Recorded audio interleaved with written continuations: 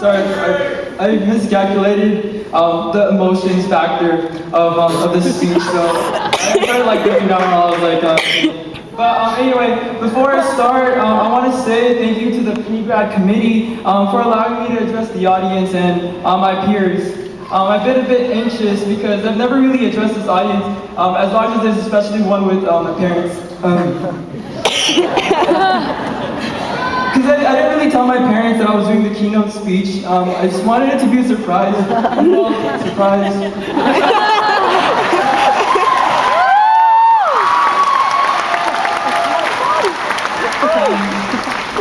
So, magandang hapon sa inyong lahat.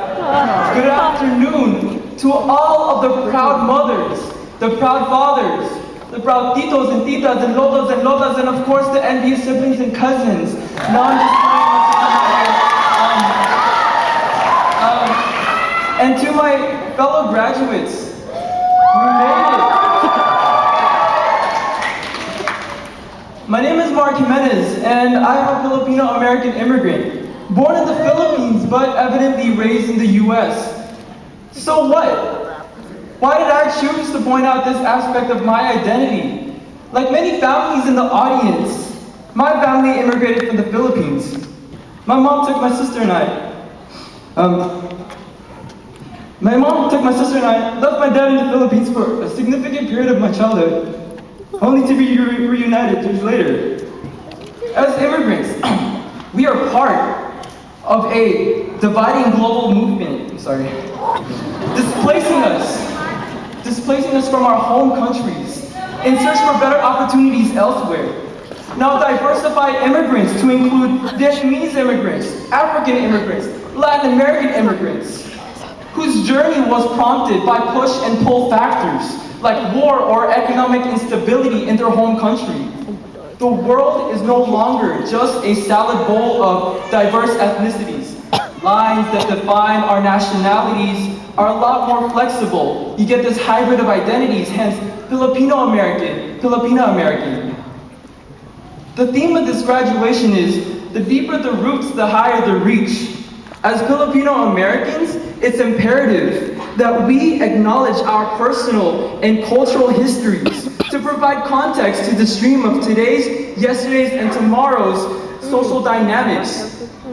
We as Filipino-Americans stand on the shoulders of our predecessors, who in the last year, as Miriam Bustamante-Reed-Miller describes in her piece, The Three Waves of Immigration, came as US nationals, contracted to work in Hawaiian plantations, US citizens as World War II veterans, as nurses, as nannies, as relatives of US citizens and legal permanent residents, and by virtue of the alphabet soup of visa categories from A to Z.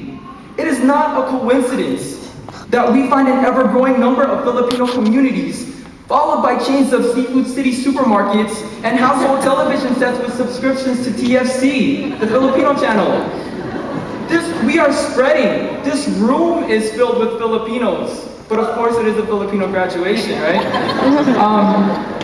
Mind you, UCLA is one of the few schools in the nation that celebrates the Filipino graduation, especially something that's most formal and ceremonial like this one. Filipinos are exceptional in American history because we were once a colony of the US, which highly impacted the development or underdevelopment of our home country. So my point is, Filipinos have a rich and often undiscovered history in the US, and we must explore and embrace this history and collective identity, because through this legacy, we really do have a stake in the decisions being made around us. Given this aspect of knowing your roots sets up your point of trajectory that will catapult you towards not only your personal achievements, but the prosperity of the entire community, a higher reach. Ladies and gentlemen, as cliche as this may sound, it is our generation's turn to forge the change we want to see.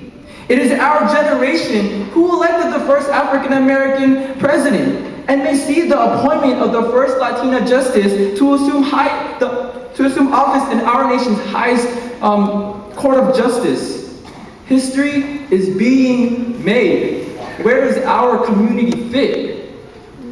We Research has found that Filipinos in the US have significantly higher median incomes at $58,000 annually versus the $42,000 that the average American receives, that Filipinos are educated. 42% of Filipinos have bachelor degrees versus the 24% US average.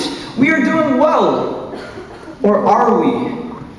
In California, there are high pregnancy rates among Filipino teenage girls.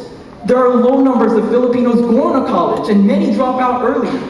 And only a few Filipino scholars matriculate into graduate studies and attain advanced professional degrees. We are not okay. Where does our community fit? Our issues are not covered in mainstream news or addressing current politics. That is, if we don't do anything about it. I hope we all find ourselves successful in our careers. But one thing I do hope for is that we return back to our communities and break that status quo. From a young age, many of our parents encouraged us to become doctors, become nurses, lawyers, or go into business, but we should not be limited to this narrow set of professions.